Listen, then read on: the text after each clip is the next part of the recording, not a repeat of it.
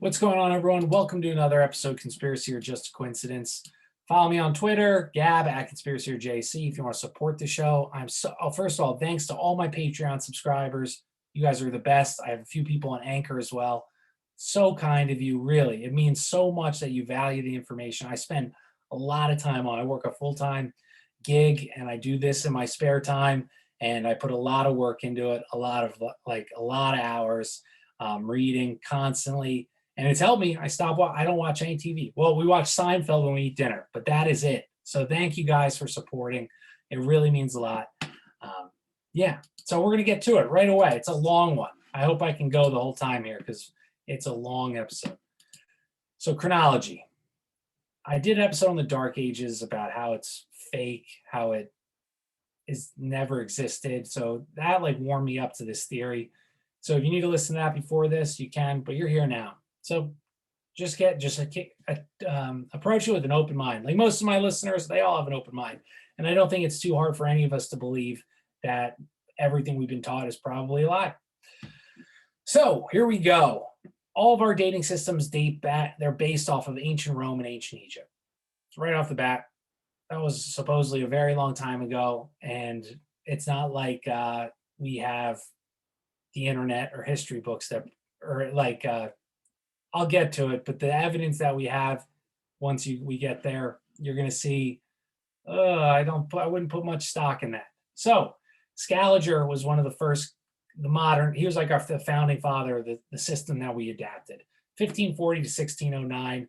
And then he dies. His work was concluded by Dionysius Petavius, 1583 to 1652. So these two guys, I didn't learn too much about their history, but they wouldn't just pick a year something would happen. They would tell you the month, the day, the hour, which obviously is a little suspicious how something that happened 2,000 years before they existed, they can tell you the hour that it happened. Maybe back then they didn't think like that. They were like, wow, they must really know what they're talking about because they're telling you the hour that it started. But there weren't the only guys at the time trying to do this. There was many chronologists.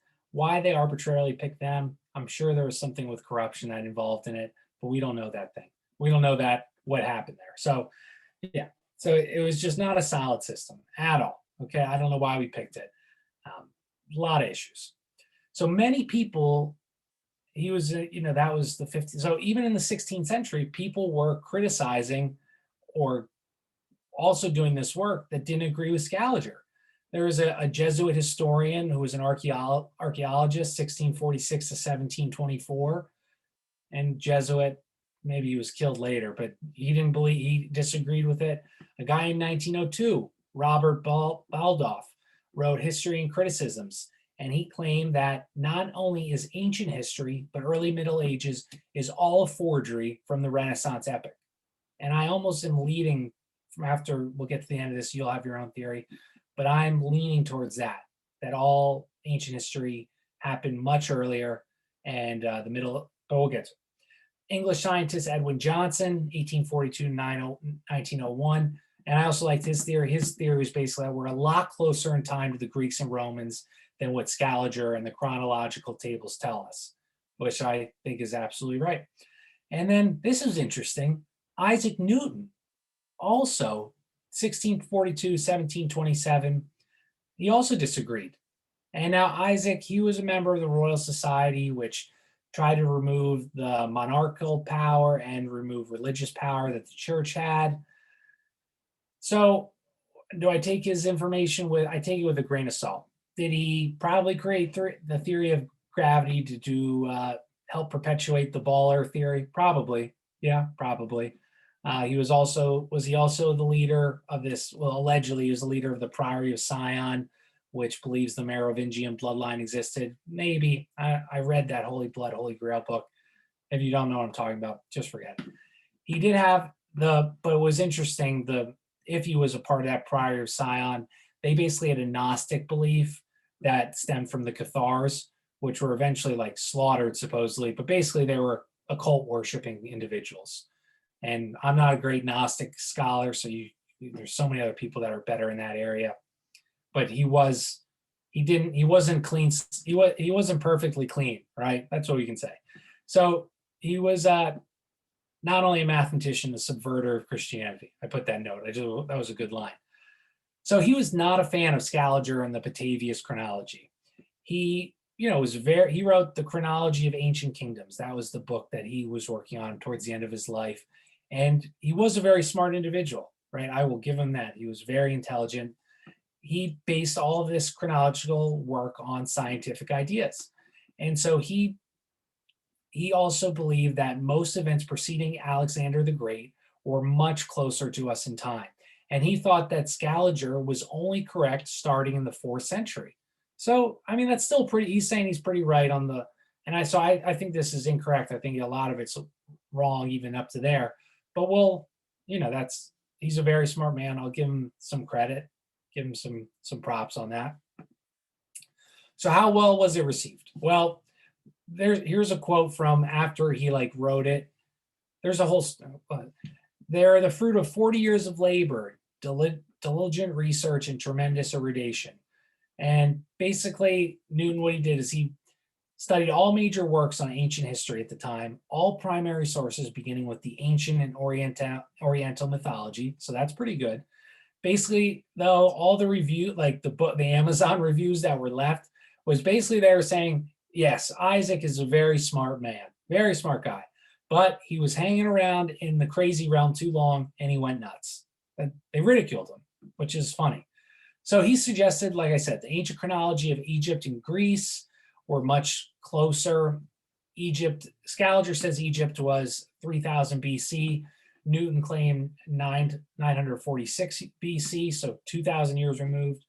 The myth of Theseus, I forgot, I looked that up and now I don't remember. 1400 BC is what Scaliger says. Isaac says 936, so 700 years. 330 years earlier with the Trojan War. Ancient Egypt, they say, exists thousands of years, which I never even thought about that, but they say, lasts thousands of years, thousands. And Isaac Newton says that the reign was probably more like 330 years and 1800 years earlier, which honestly makes a lot more sense because how does an empire last thousands of years? That's long, and especially, I just don't see that. I don't see that happening. We have yet to see Egypt and Rome, I guess, the Mongols maybe, they're long empires, but thousands of years. Have we seen any evidence of what happened in America, the place that's supposedly the most free? And yes, outside forces have played a role. How does a population last? It gets lazy.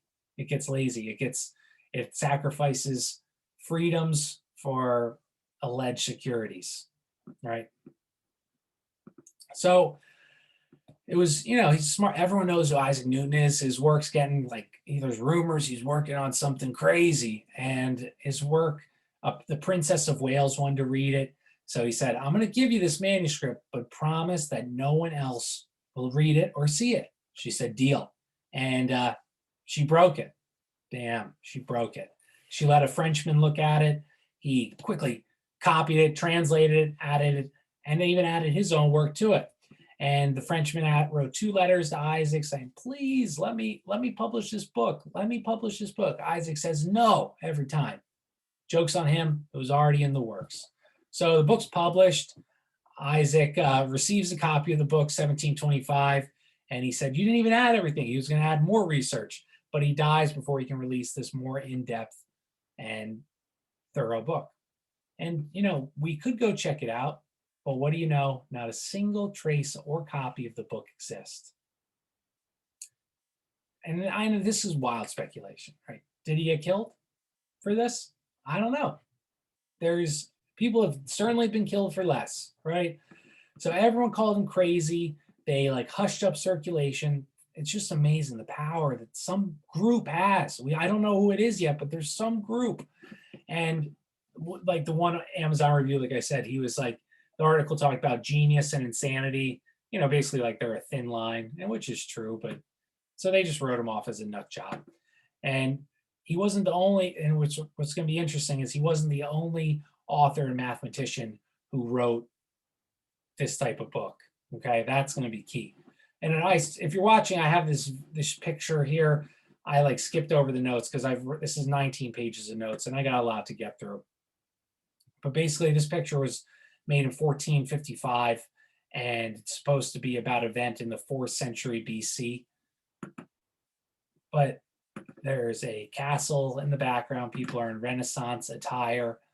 So now if I was painting a photo, I'm a horrible painter. Olivia's a painter. My grandfather's a painter. If you see that painting up there behind me, he was a great painter. But if you were painting of a previous time period, 1,000 of years earlier, even 300 years earlier, would you paint it with them holding a cell phone and saying this is from whenever?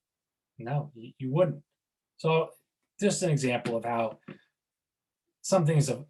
there's something going on, right? So next guy that also disagree with this, Nikolai Alexandrovich Morozov.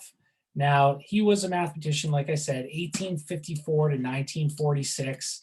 He was a scientist related to Peter the Great. I'm not good on my Russian history yet, so I can't tell you anything about Peter the Great. But he gets imprisoned in 1881.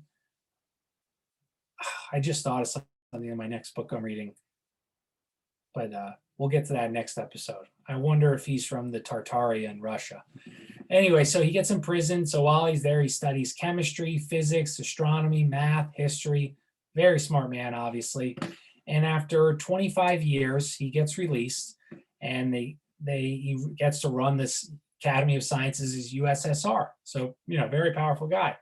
And he found, which this is key, he found the repetition of names and titles in history.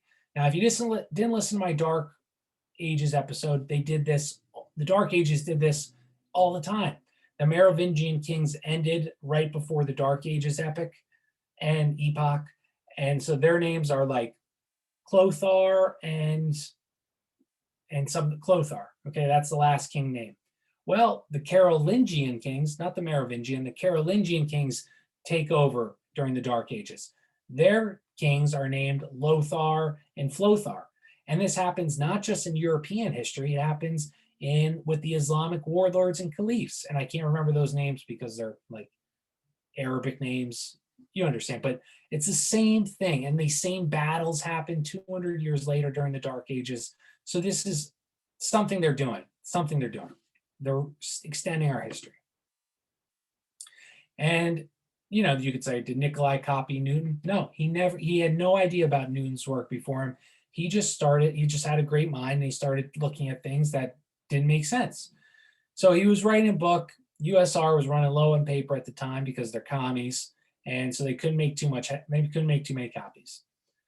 So how true is, let's start with the first step, Roman chronology. Foundation of Rome occurs immediately after the Trojan War. And this allegedly took place 13th century BC. All I can think of Trojan War is Brad Pitt. I think that's the Trojan War. So it took place 13th century BC. And then it took 500 years after that for Rome to start. So another story that doesn't make sense. So after the Trojan War, some general, the people that left, they landed in Rome. That's the story. And then they took 500 years to build the Roman Empire, or, to start the Roman civilization. That doesn't, things move pretty quickly, even in ancient times, right? Regardless, that can't be the case. We have so much evidence and manuscripts and writings. And that's absolutely not the case.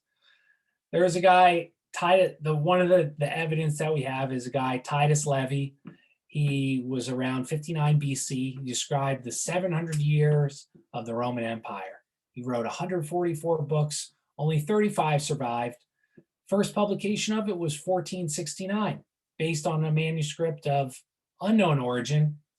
We should look at it today just to double check. Nope, it's actually currently lost. But you know what? They found 5 more manuscripts after that. And these manuscripts for sure don't fill 500 years for the fall of Troy. A lot of these made up names, that ghost names. So they would have a king with a name and there's no evidence of this king ever existing, but they were written into Scaliger history. And the same thing happened with Egypt and Greece.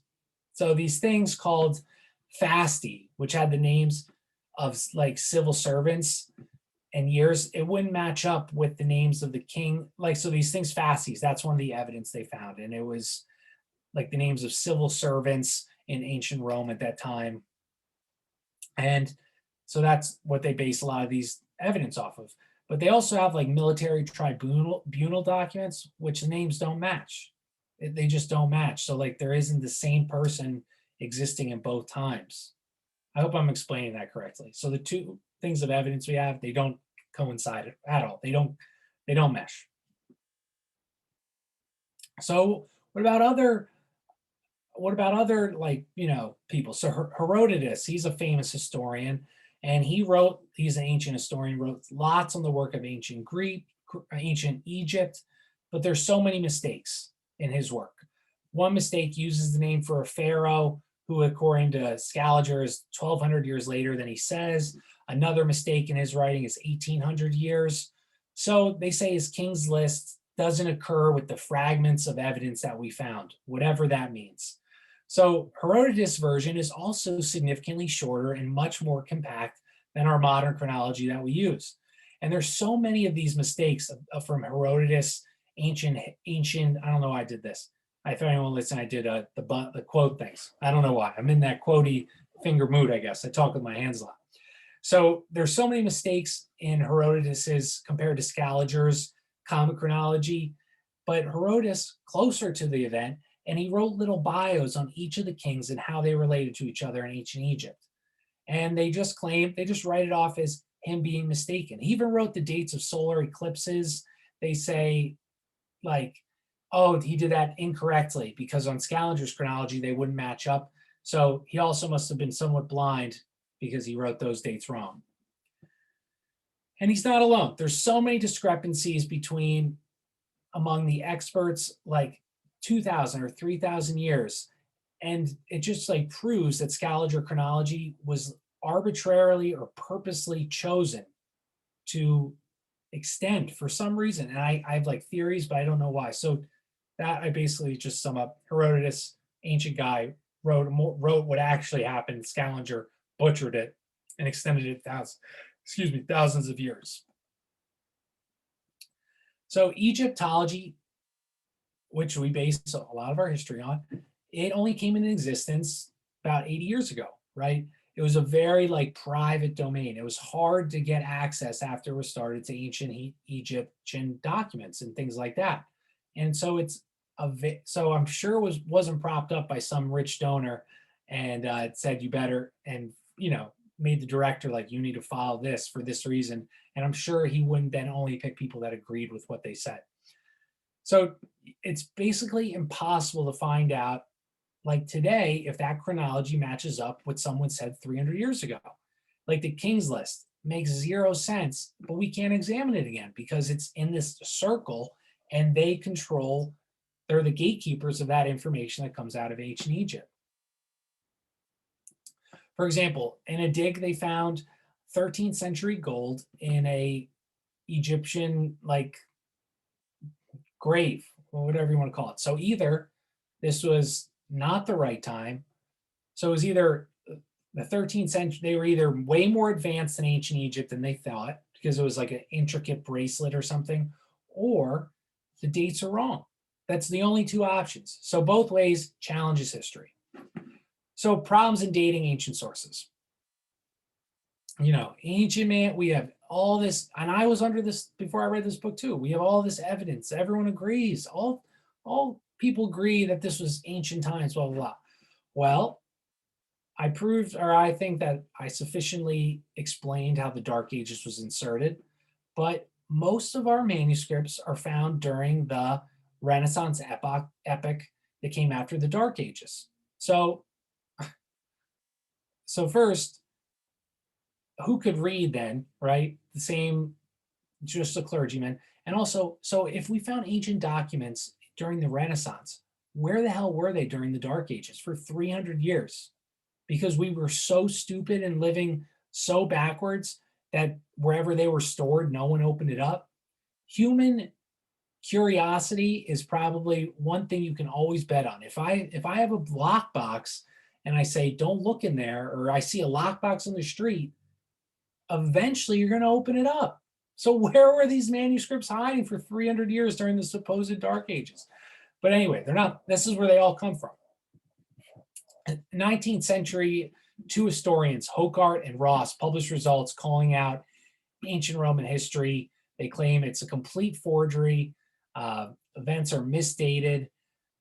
And so, this was funny. So one of our one of the great ancient Roman things we base everything on was this guy named Poggio Bracciolini.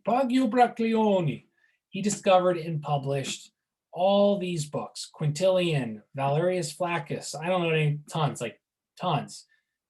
And but all these things he published were his discoveries. So it was like all these Latin books about Petronius, Plautus, Cicero, Luceridius. All these books or manuscripts he found and published. Must be a very lucky guy. He had a gold mine, right? Like 20 manuscripts he found of ancient Rome, and in the 19th and the 1800s. And that's a major part of the manuscripts that exist of our Greek knowledge. And it's based on copies given by Byzantine emperors. Based on copies given by Byzantine 5 to 1500 years after the author's death. That's the major part of our manuscripts of Greek knowledge. Classical and ancient literature only surfaced during the Renaissance. Again, obscure origins, lack of documentation, like how they went through the Dark Ages. I think I said that already. The oldest copy of Cicero's text, who was like an ancient author, said to have been made in the 9th and 10th century. The original incomplete collection has perished long ago, but for some reason, the 14th, 15th century, everyone wants a copy of Cicero's writings. So I know I jumbled that there, my notes. I apologize. I do my best not to. I type it really fast. So basically, all this ancient knowledge resurfaces in the Renaissance epoch, not before, right then. So for thousands of years, we went without having a clue that these people existed, or we knew maybe some people knew they existed. I don't think so. No one knew, about them. And then a resurgence, like excitement for this stuff. So in the 14th, 15th century, everyone wants a copy of this Cicero guy from ancient times. So a guy in 1420, Professor Gasparone Berzizza, he wanted to fill the gaps of the incomplete collection of Cicero's texts. And he was going to just write it himself because he knew he could do it. But wait, a miracle happens. A forlorn manuscript is found with all of Cicero's text, is unearthed in the little Italian town of Lodi. Berzizza, he has his students, they decipher the ancient script to produce a full copy. They completed the puzzle, and then you know what happens? When they misplace that manuscript. It becomes lost and disappears forever. So all we have of Cicero is what Gasparone Berzizza makes. And in 1428, it's literally gone forever. So after 8 years, it's gone. It's gone, right? Oh, this picture here was the one Russian guy that did the thing. So here is Cicero in this picture. And if you're not seeing, it's just a guy sitting on a chair with a red like cape, and like everyone's in Renaissance garb is what I'm saying. So why again would you draw ancient Cicero writing and working in medieval garb? You just wouldn't, unless they were your contemporaries, right? This picture was written in the 14th or 15th century sometime. So another example, Caius Suetonius, all of his hail back to the ancient manuscripts. Supposedly we had it in the 818 during the Dark Ages, and it was only brought to light in the 16th century. Another manuscript of his was found in Germany in 1425 by, of course, this guy Poggio Bracciolini. This did not survive, but 20 of the copies made in the 15th century in Italy did. So again, we're just seeing like where did our ancient knowledge stem from? These manuscripts that were all made in the Renaissance. I'm just going to keep doing these examples just so you have the dating of ancient sources.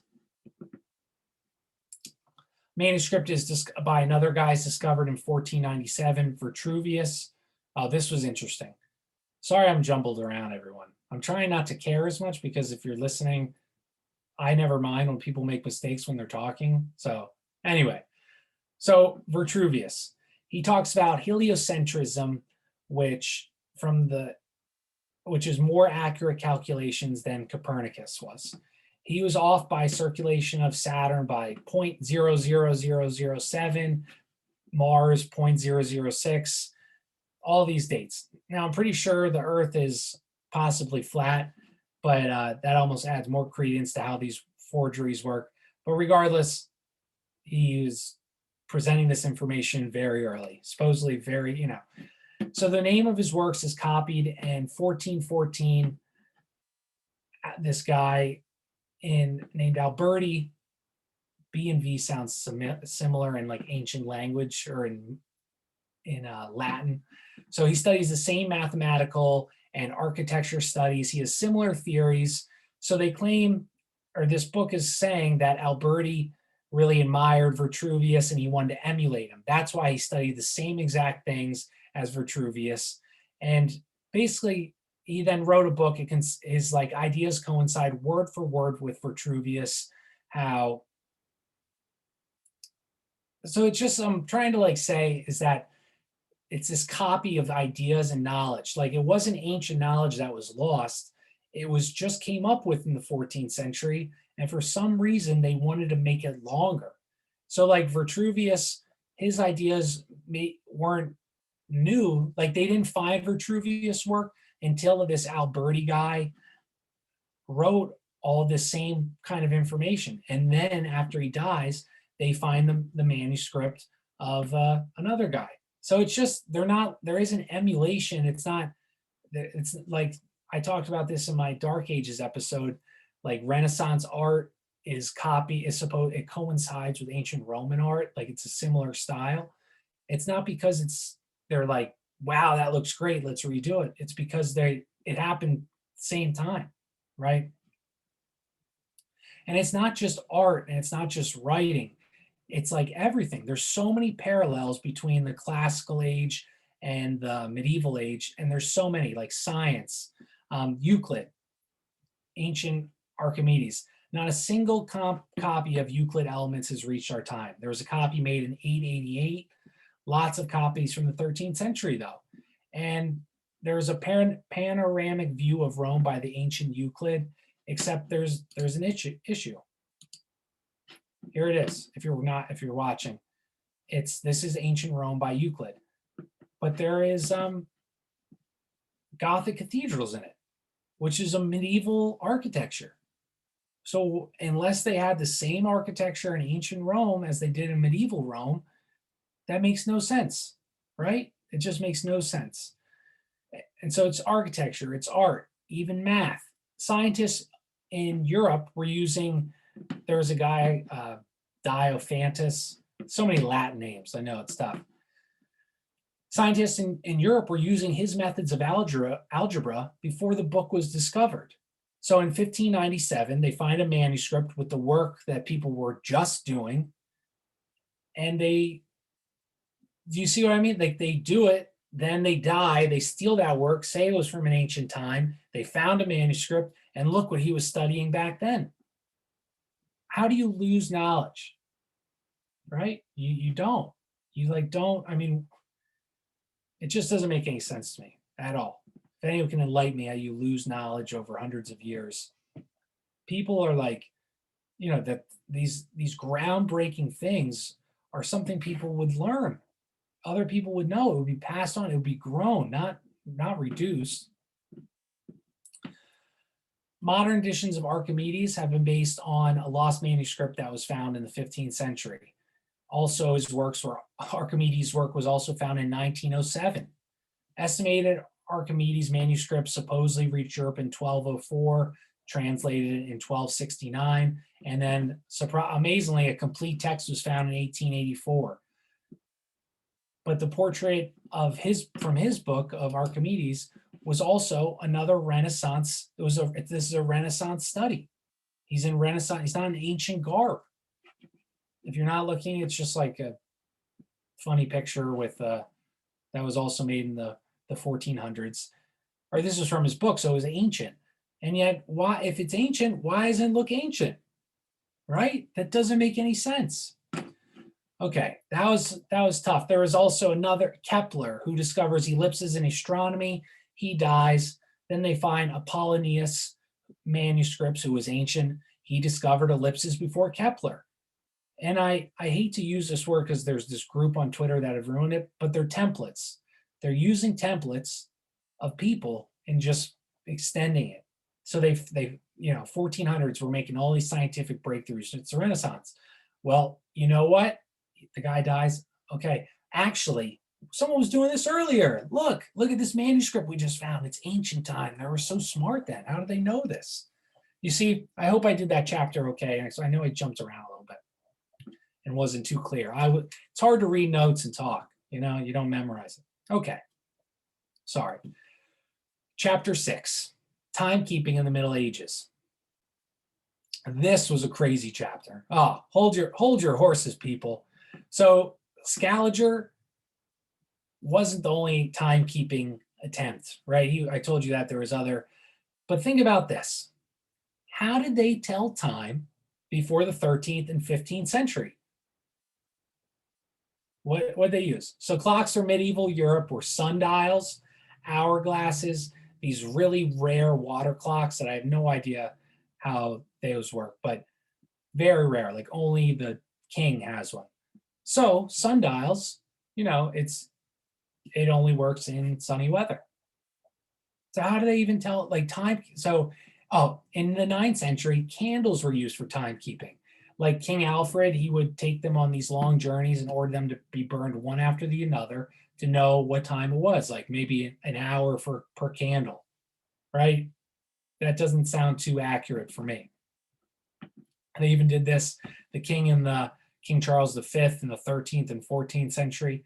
Monks, they kept track of time they knew how long it would take them to read like Bible pages in the Bible.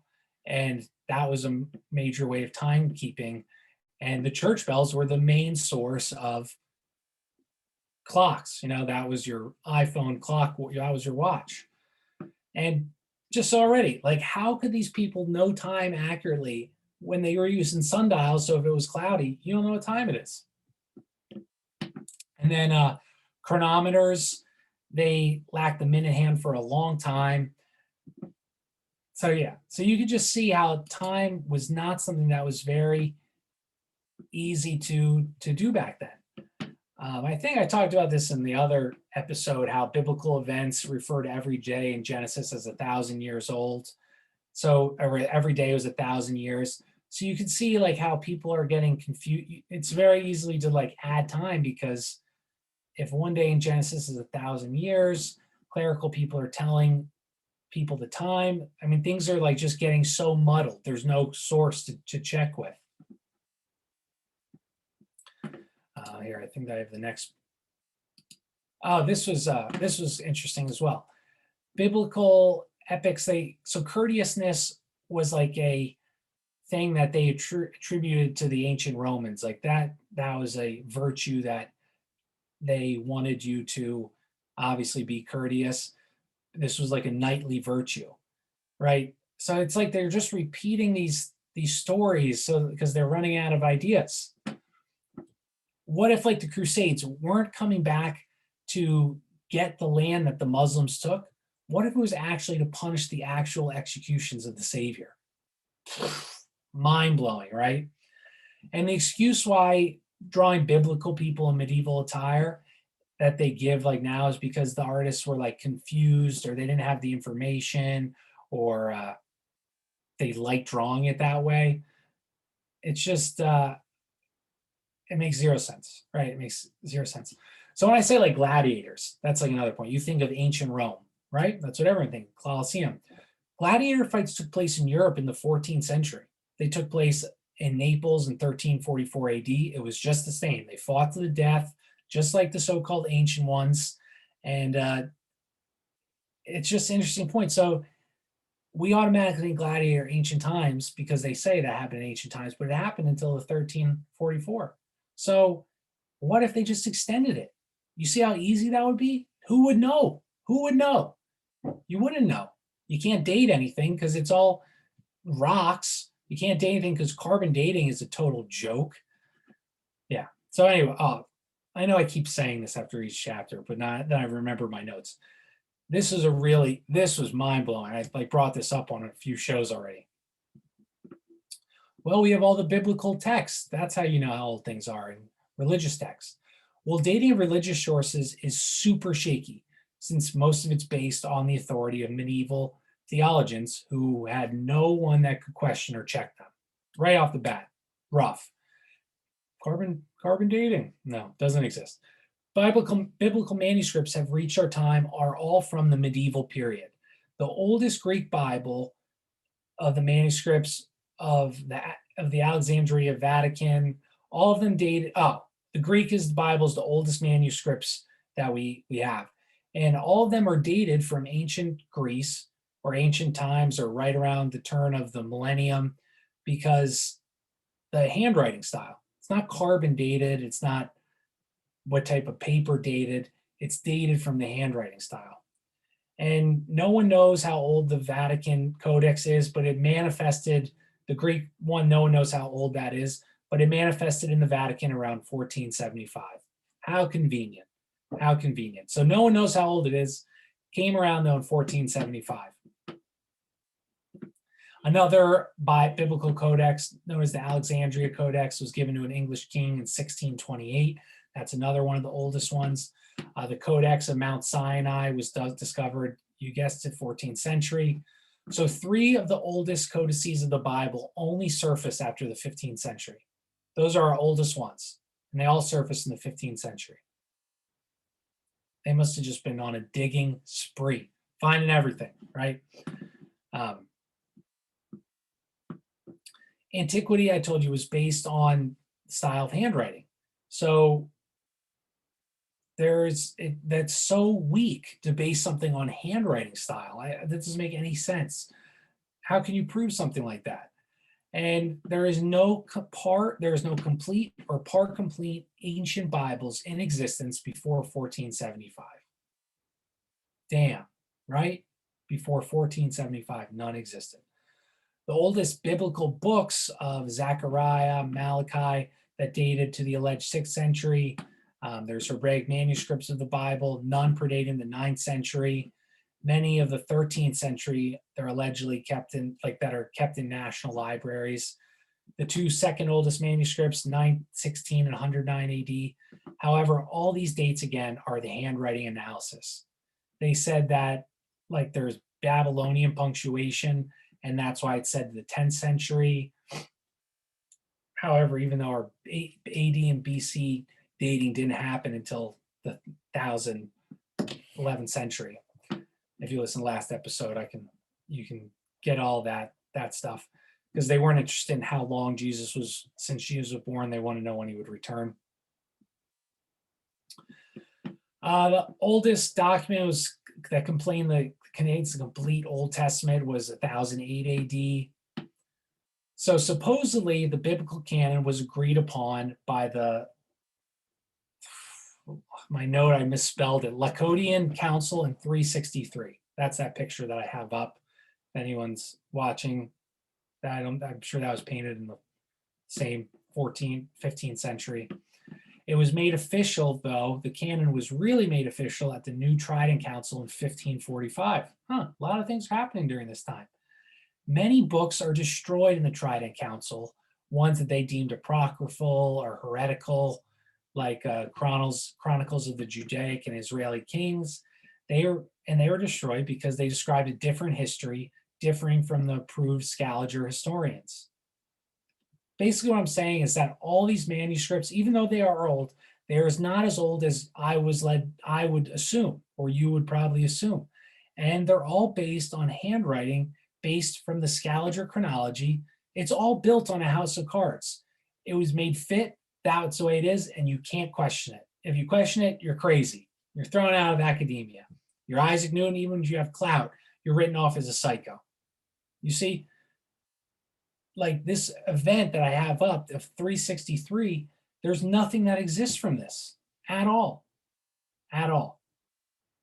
There's something like going on here.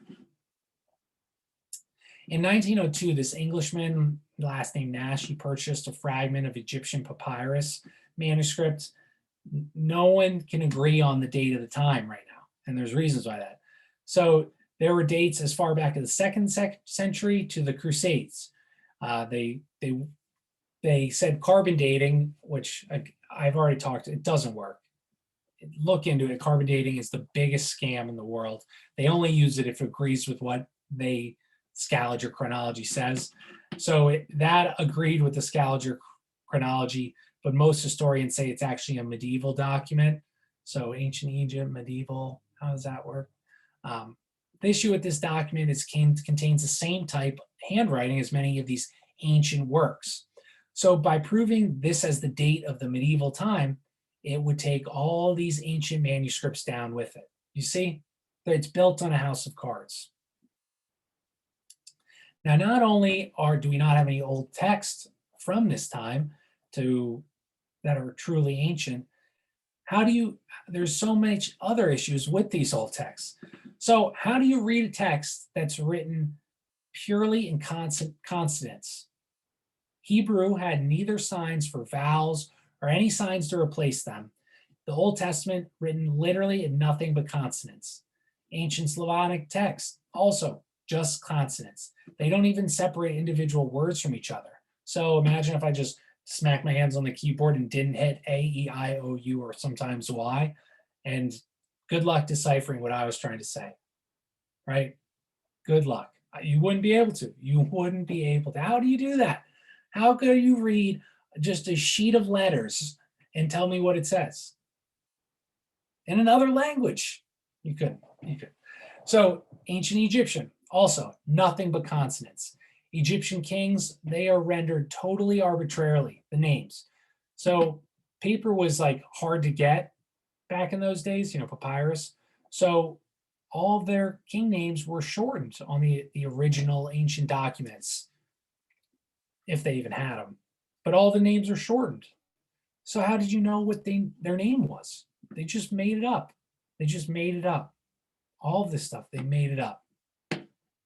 If we take the Hebraic Bible manuscript, we'll find consonants filled with dots, other signs that are supposed to be referring to missing vowels. So like B.LD, and that dot means E. But it doesn't, this wasn't included in the ancient Hebraic Bibles. It was filled in by the readers of that, theologians at that time, with their best ability using common sense and oral tradition. For example, BLD, if it said, I don't know the sentence, I can't think of all that, but BLD is written in the ancient Hebraic manuscript.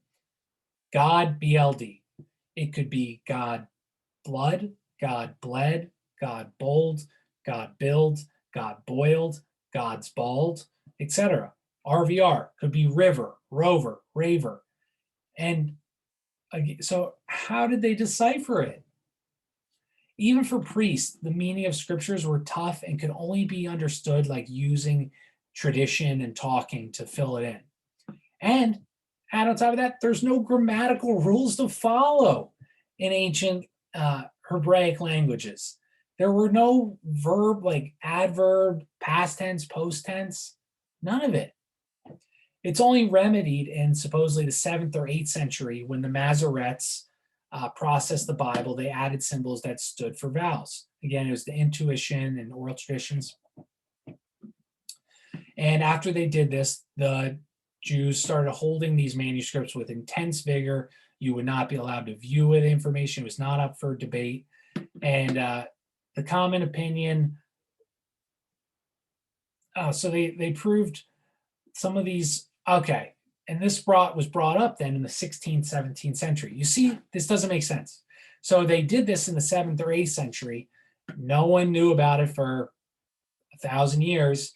And then the 16th, 17th century, it caused a huge issue in Europe. It was right around like the Reformation, I think. And people thought this was the end of religion, because if the vowels weren't found in divine inspiration, a mere human added these vowels, relatively recent.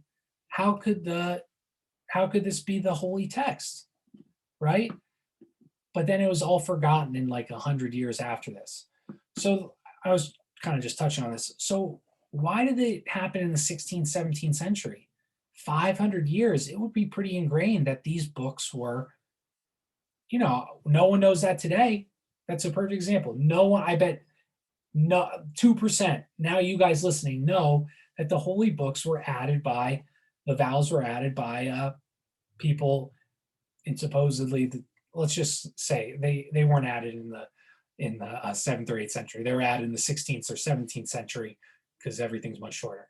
So no one here knows it 500 years later, right? So it would be pretty ingrained then. So why did it cause such a stir? They were written much more recently. And I'm not saying this to question, because I am a Christian. I believe in God. I believe in Jesus being resurrected.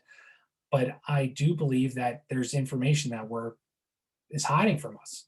I'm sure there's errors in the Bible that weren't written away from these original documents.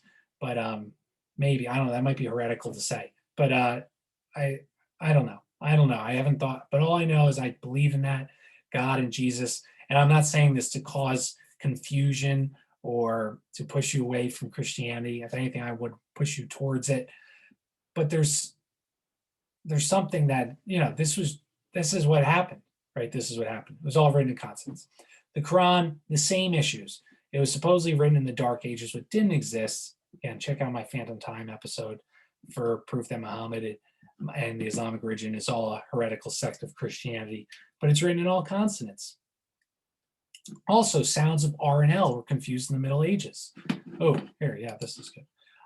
Amsterdam is the example. It was called Amsterdam. If you see Amsterdam, it was written here. And it was also called Amsterdam, R's and L's. See, and down here in the inscription, it says Amsterdam. Supposedly, it was published in a navigation book in 1625 with the spelling that we know, but the engraving on the same page gives the old name of Amsterdam.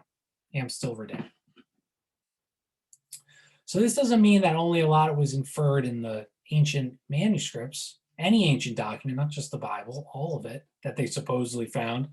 That means towns of Europeans, cities, names, totally unstable until the creation of the printing press. Because how would they know? You wouldn't. And if it was an ancient language and you came to this land and they said it's called this, just like we did with in America. I'm from the Northeast. There's like places called that are Aliquippa, Tamaqua, all these Native American words. It's not how they said it. That's what you heard, right? So you can see the issues that this will cause. So chapter 9. Now this is, so again, I just want to say this, that the Bible, I believe in Jesus. I believe in Jesus, the resurrection. I think with God in your life, you can do so many things. So this is not a knock on the Bible. I think that this chronology theory actually proves the Bible that it was much more recent. So, and that it's not where this is why I think they did it to change the names or to do something. There was confusion to do this. There's some goal. Okay. Archaeology of the Old Testament. Consonant sequences for cities and countries and rulers. I don't know what that means.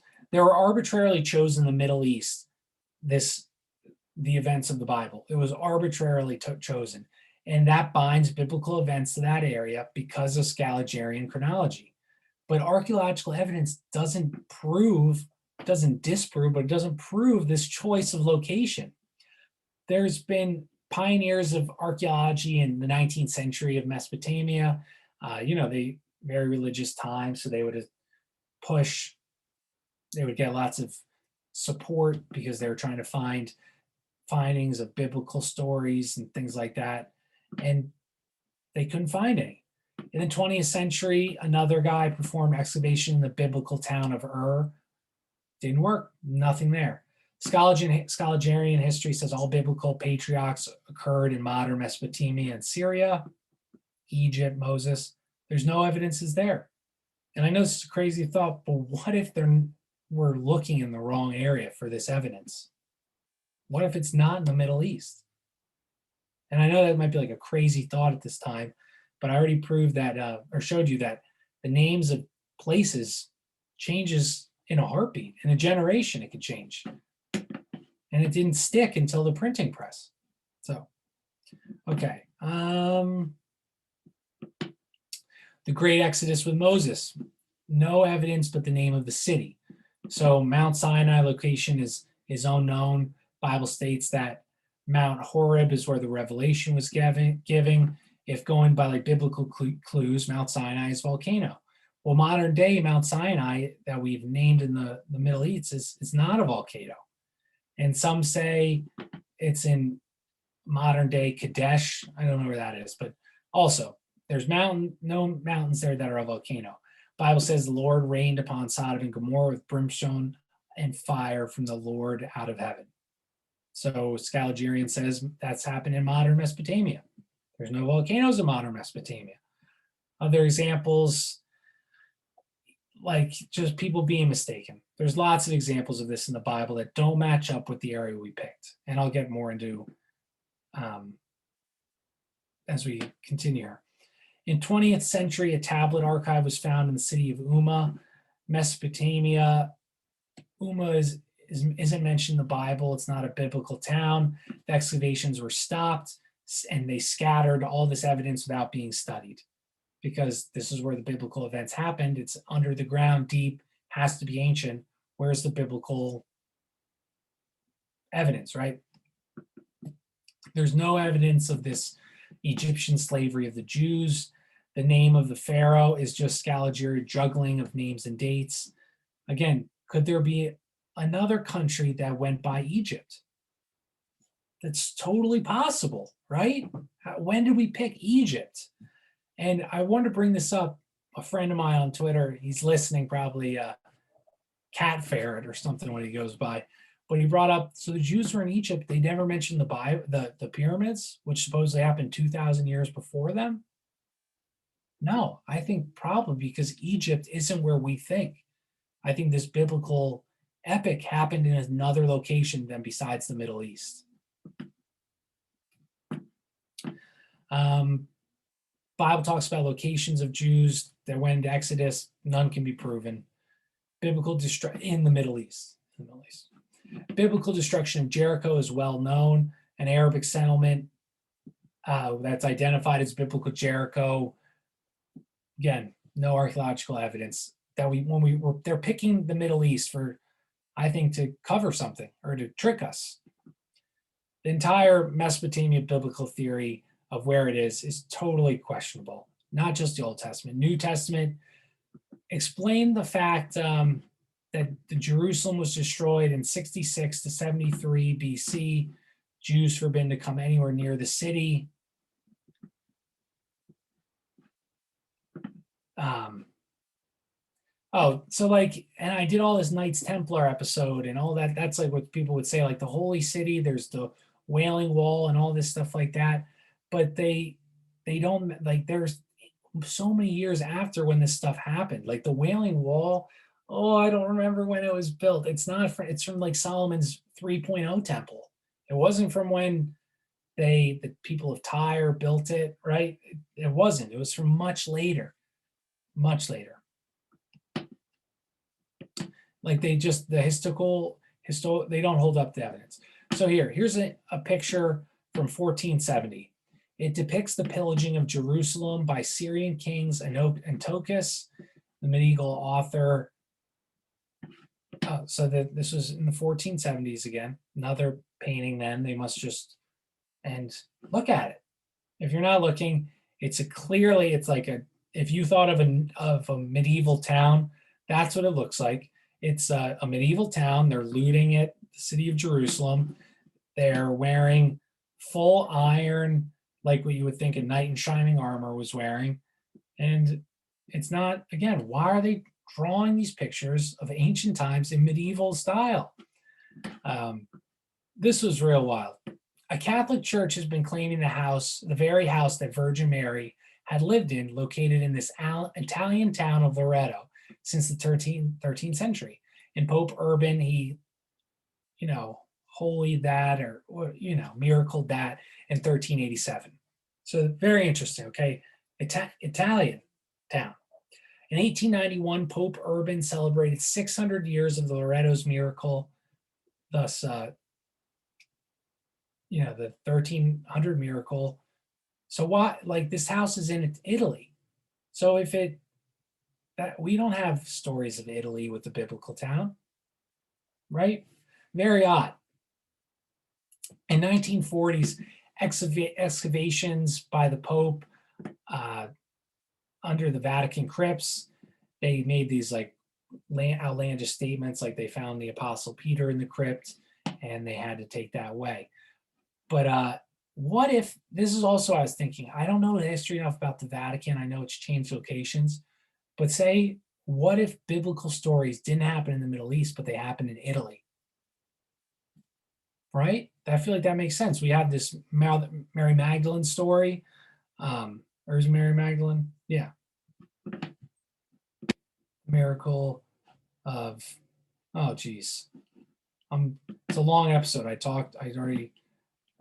Virgin Mary. Sorry. Virgin Mary's birth in this Italian town. So what if that's the more accurate location?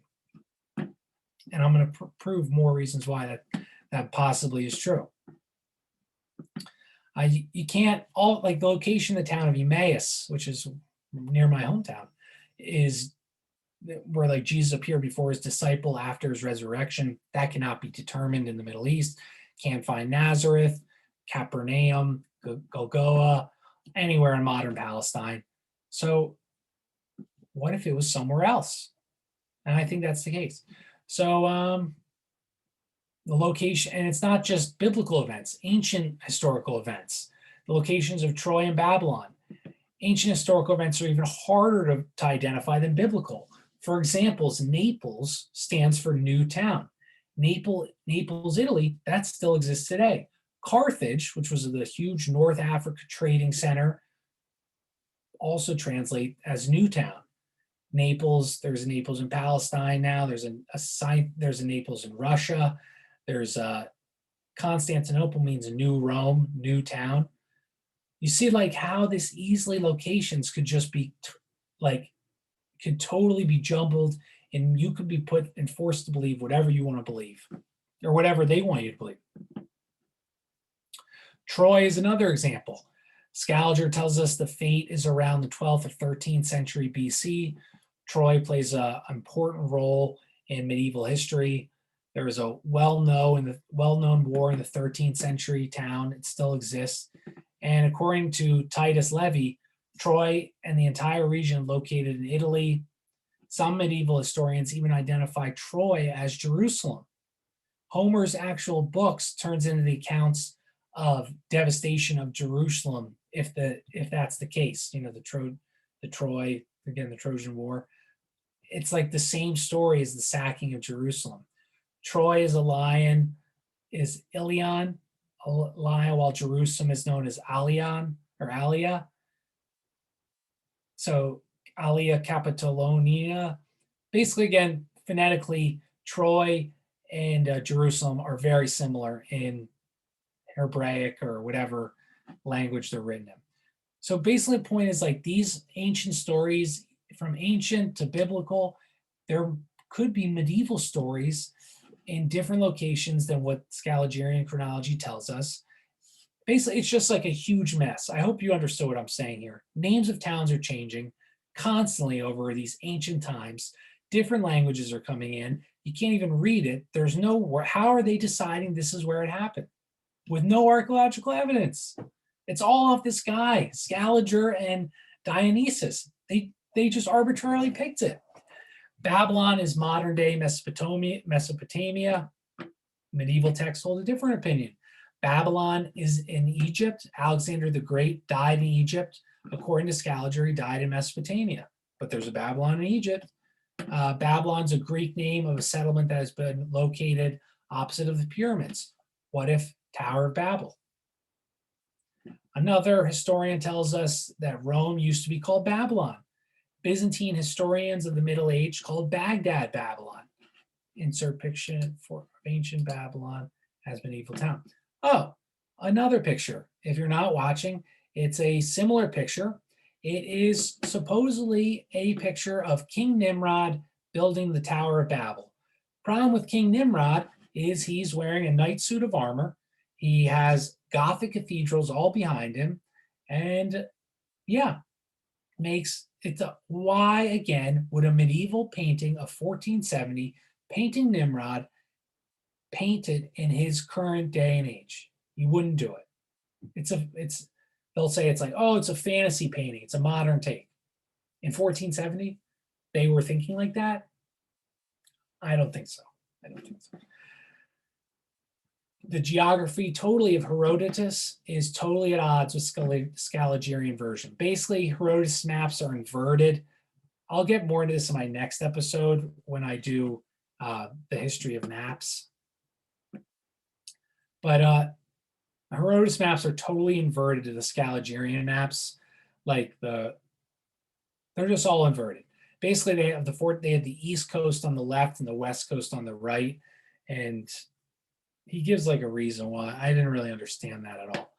But all the 14th century maps, it was backwards compared to Scaligerian maps. Modern analysis of biblical geography. Biblical texts refer to volcanic activity. I think we were kind of touching on that. They just basically describe Mount Sinai, Mount Zion, Horeb, all as volcanoes, like Pillar Mountain. That's Pillar Mountain. That's what pillar is, a pillar of smoke above the volcano.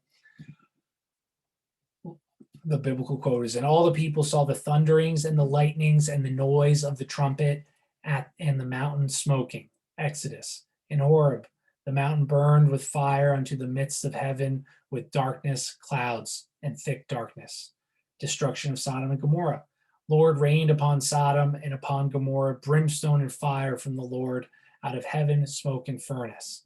And they say the Mount Sinai that we have today in the modern Sinai Peninsula has never been a volcano. There's none in Syria or Palestine, none in Paris, none in Egypt, none in North Africa. But you know where there are a lot of volcanoes? Did you guess it? Italy and Sicily. There's actually a powerful volcano there. Huh. Destroyed the capital near the volcano. 2 more cities were also destroyed near the volcano, Sodom and Gomorrah. There's one volcano in the entire Mediterranean that's the most powerful and active. Vesuvius. The famous Pompeii capital. There were 2 cities destroyed also with, according to this epic, Stabia and Heracleum. So phonetically, Stabia, Sodom, Heracleum, Gomorrah. Heracleum, how accurate is that name, right? So they're close, okay? So it's the same amount, Sodom and Gomorrah, Stabium, okay. Sinai given to Vesuvius is the Latin word sinus or sino, mountain with bowels. Horeb in Latin is horribilis.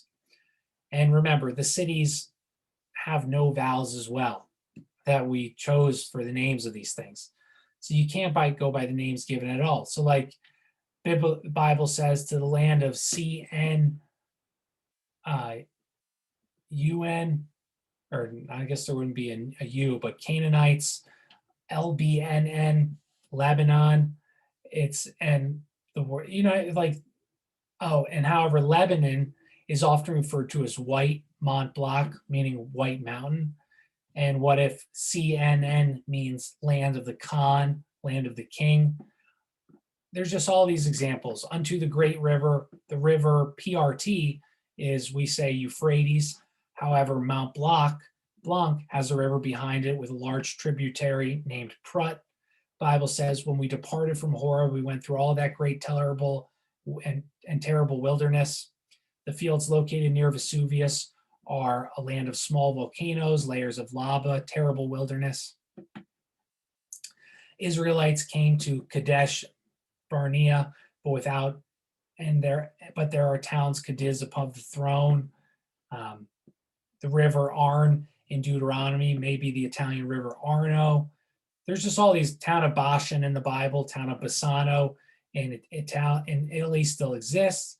There's hundreds of more examples that, it's too hard to explain through words. But basically what I'm saying is, without vowels, these biblical stories work even better in a modern day Italy with the same towns. So it's very possible that the biblical journey of the Israelites led to Moses and conquest of the Promised Land with Joshua took place in Europe, specifically Italy. I hope all that made sense. I know it was a lot. Oh, this was key. This was so key.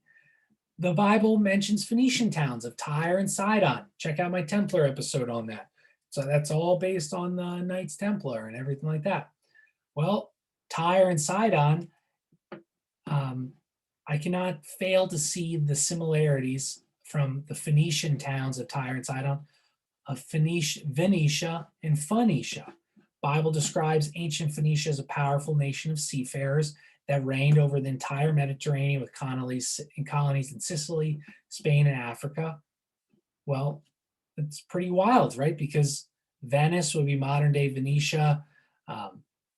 Phoenicia, Scaliger says Phoenician towns have been modern day Tyre and Sidon. So you go there today. Do they fit the biblical descriptions of this lavish and splendor? In 1818, the one town had 1,600 inhabitants. It was barely visible, covered by the sands, zero traces of their former splendor. There's a shallow reef. Big ships can't even get close to the shore. They're hard to replenish. They have no good water supply, but one little estuary of a river. Can't sail in it. It's too small. Their main means of survival there is local gardens. Basically, the location is hopeless, right? So does that sound like it was a biblical town of amazing in construction, architecture, a powerful seafaring group lived on this tiny little uninhabitable island? What happened with this land?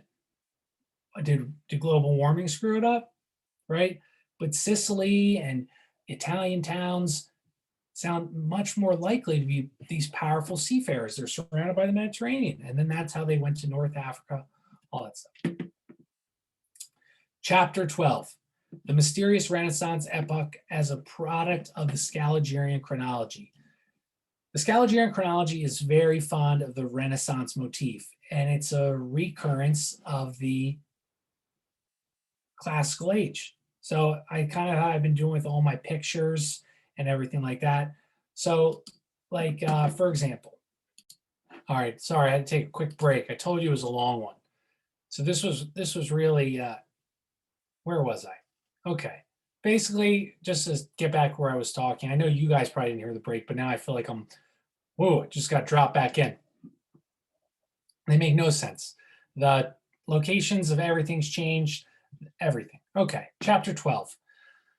The Renaissance epic is a product of the Scaliger's chronology. It was very favorable to the Renaissance motif, but it's very similar to the classical motif. So let's start. Ancient Plato, founder of Platonism. Teaching falls into oblivion after it happened for centuries. Then it's revived supposedly by Neoplatonists, Plotinus in 205, 207 AD. Totally accidental that they have the same name. Neoplatonism. Oh, I gotta share my screen. Neoplatonists, then that falls apart as well. That ends. People, they say boring. Then it's revived again in the 14th century. This time it's revived by Gemisto Platon, Pleton. I'm sure the 3 P's is totally coincidental. Don't pay attention to that. Don't worry about that. He revived the ancient Platonism, the first one, not the second guy. Coincidentally, the 14th century, you know what? They find Plato's manuscript. What are the odds? And that is the Epic of Platon. Platon, he founds, you know what?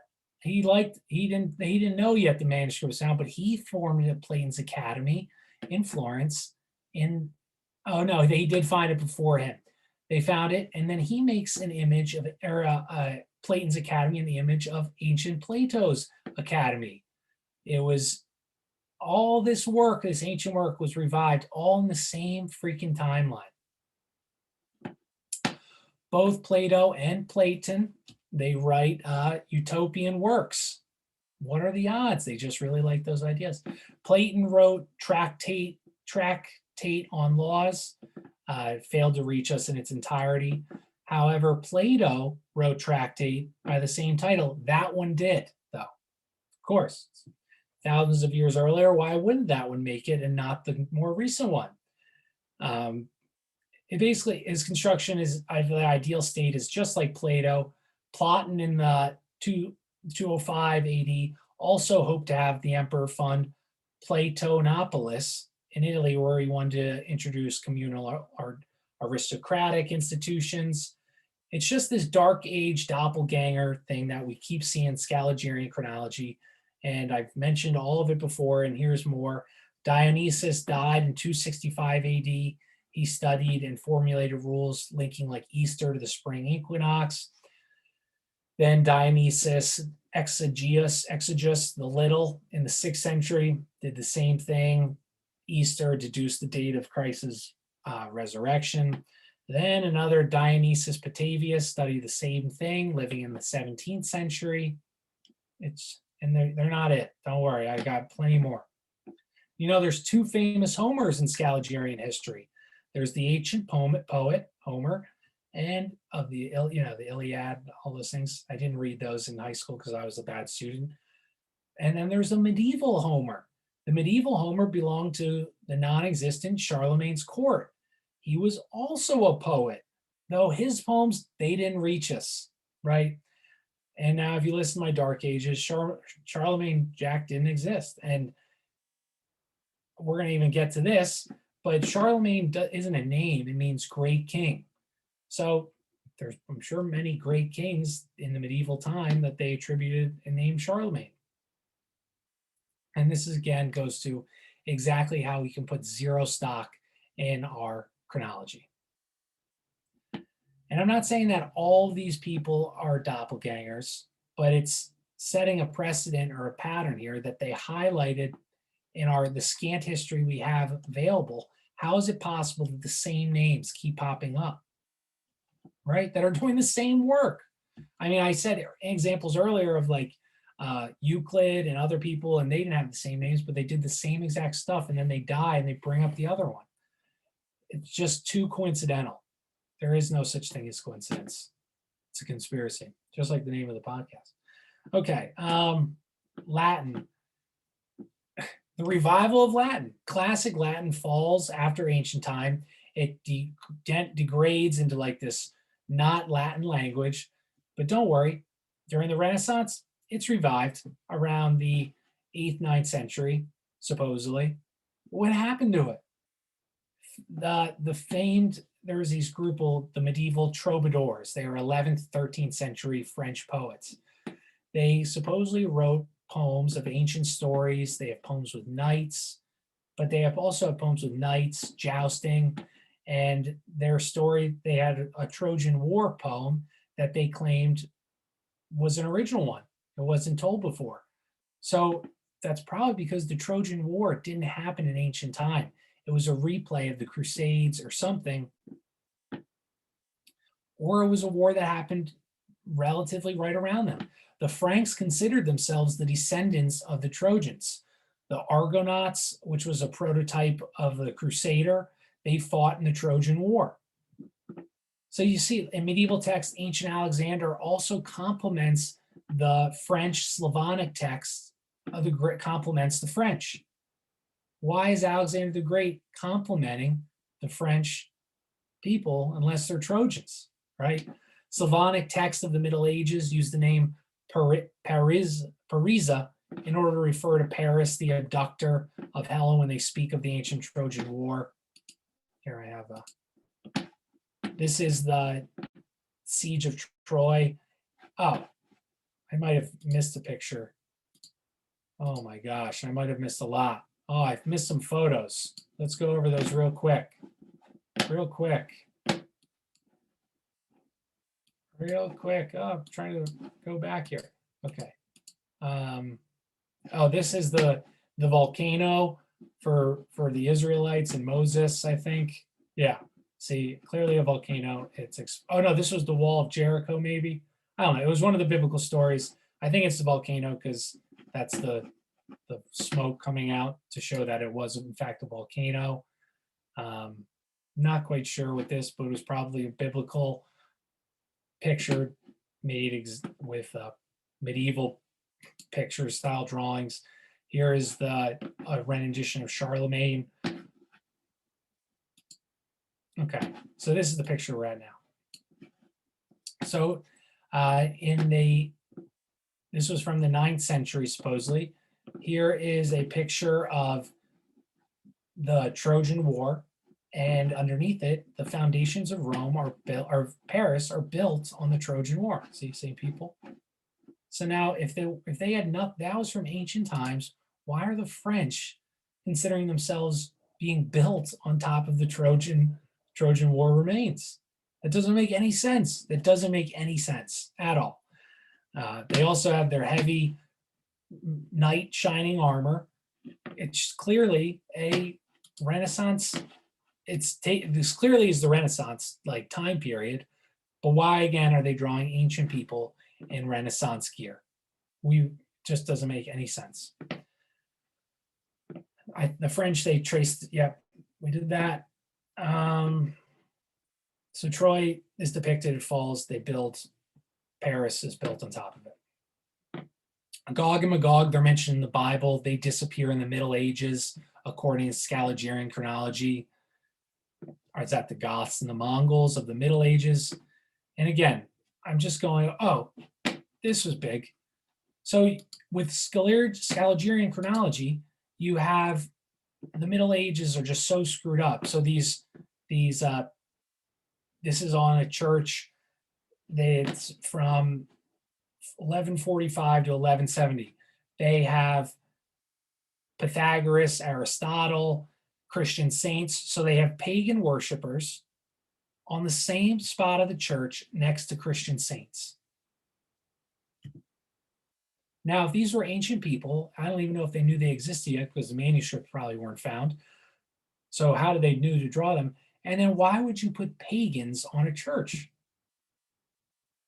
Unless they were current people that were Christians and not from the ancient time, right? That doesn't make any sense.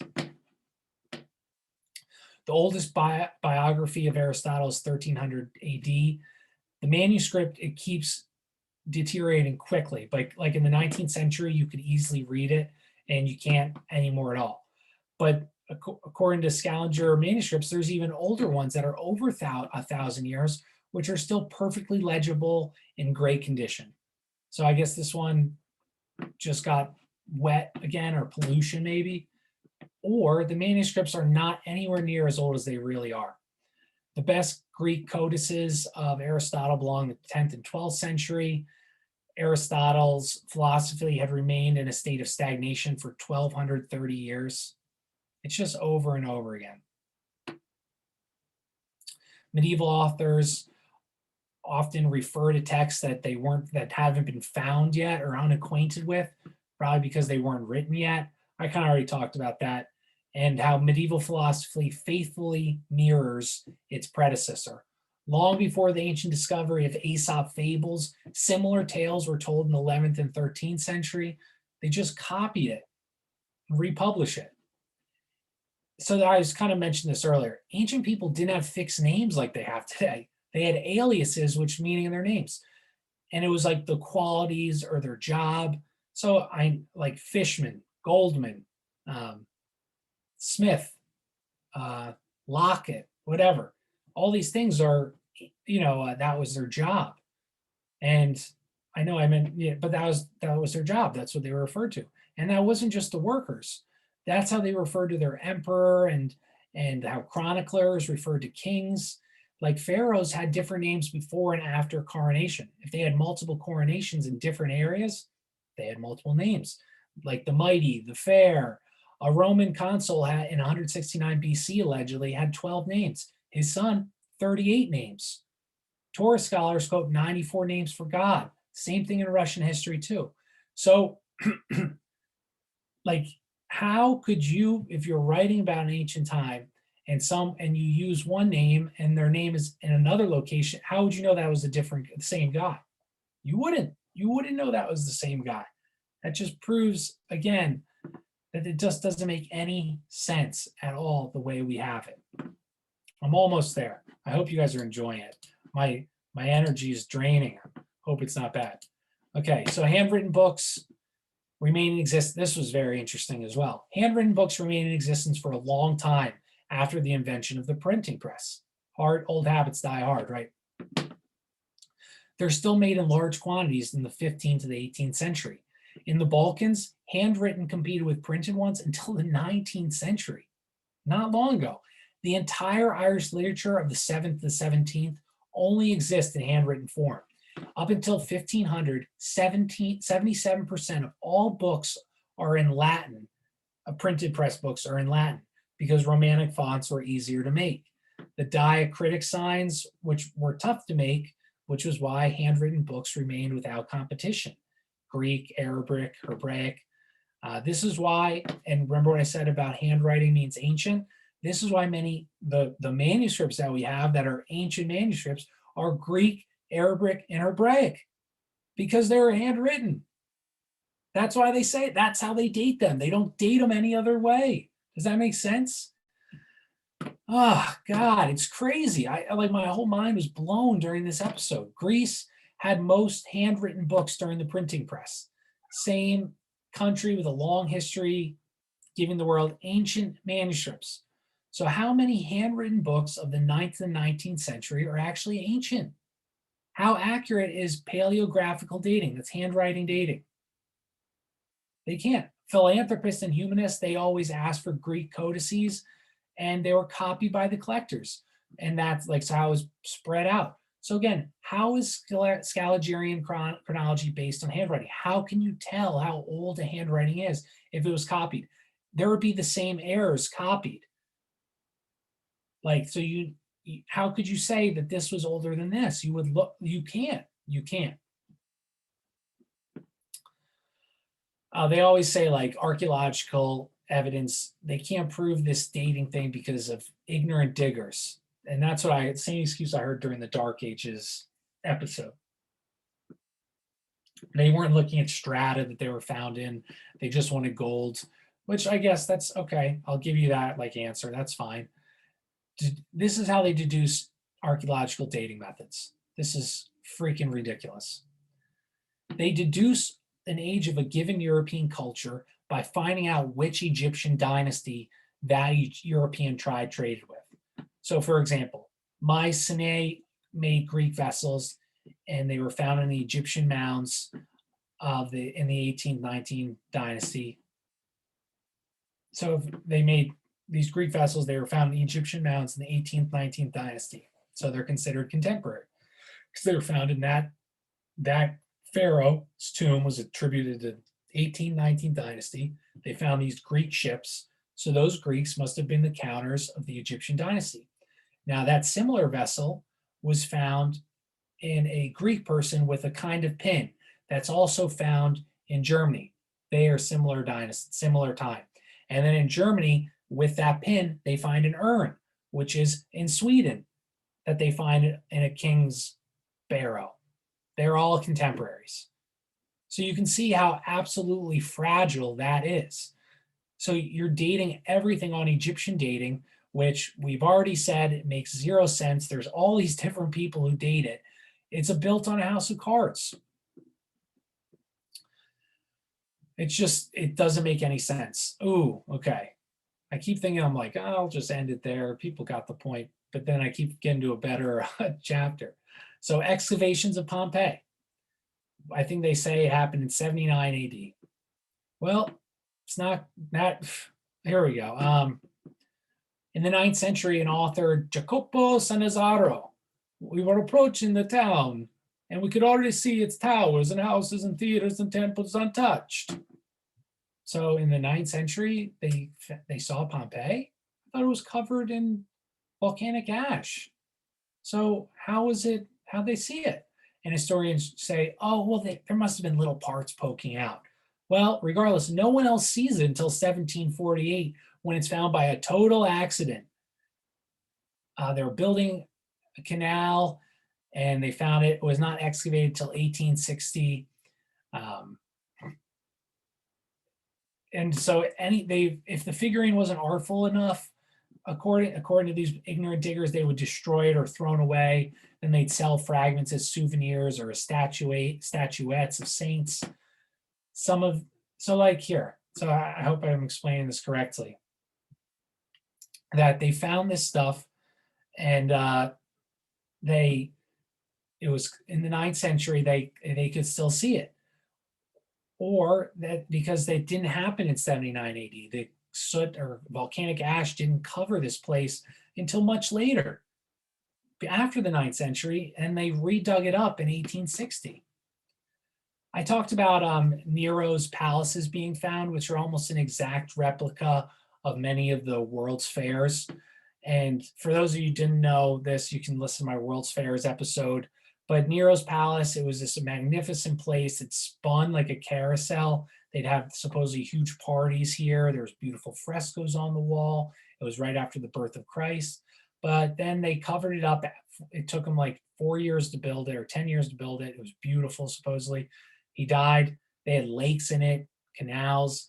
They covered it up with the Colosseum. A little boy fell in it. And this was like in the 1500s.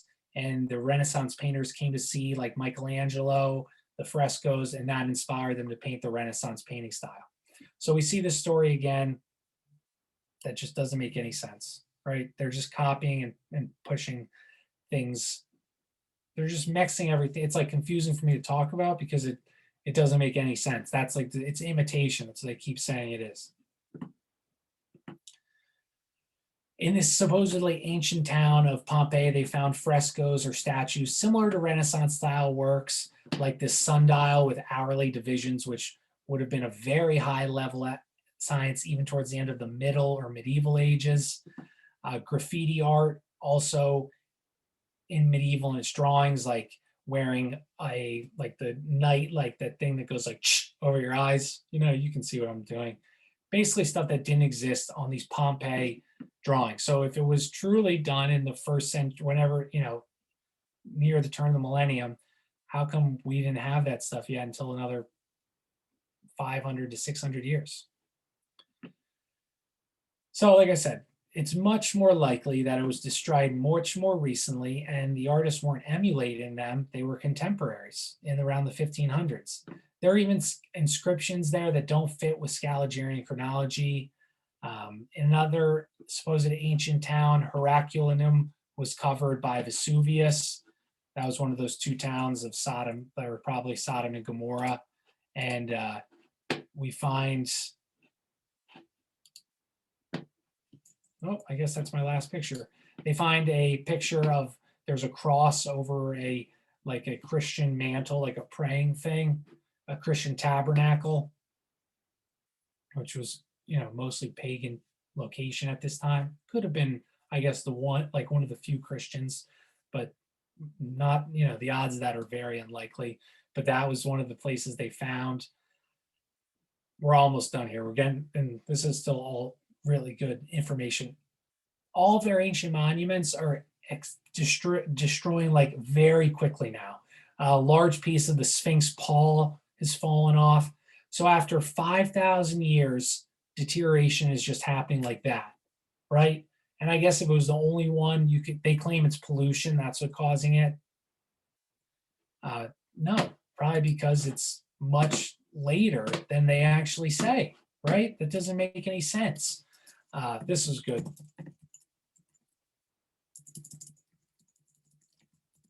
It's not that they lasted 5,000 years And everything's happened. Like all these ancient works, they're all doing the same thing. They're all doing the same thing. It's all the same thing.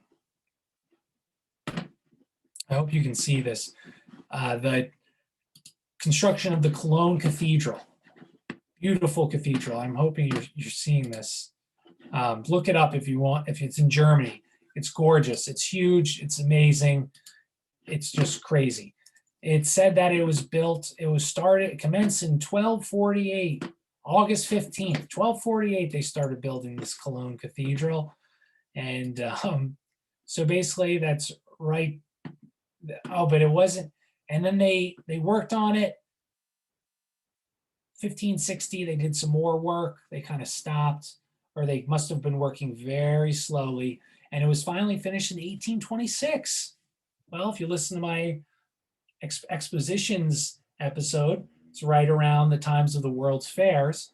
So this makes zero sense. So you're telling me it took 600 years to build this. And it is beautiful. It's gorgeous. It's so intricate. It's amazing. It's huge. But 600 years? There's no pictures or drawings of it before the 17th century in like any maps or documents, manuscripts. So you're building this huge thing and you didn't want to, no one drew a picture of it. No one wrote about it. So for 600 years, it took you had to inspire people to build something. No populate for 600 years, no one would keep up with a project. Impossible. Good luck doing like 30 years. 600? All right. So last point, the problem was, I hope you made it this far. I hope you learned something from this, just about how messed up our whole history is. I talked about 7th century Islamic coins and Viking hoards, which supposedly the Vikings didn't start kidnapping Slavonic people and selling them to the Muslims until 9th century.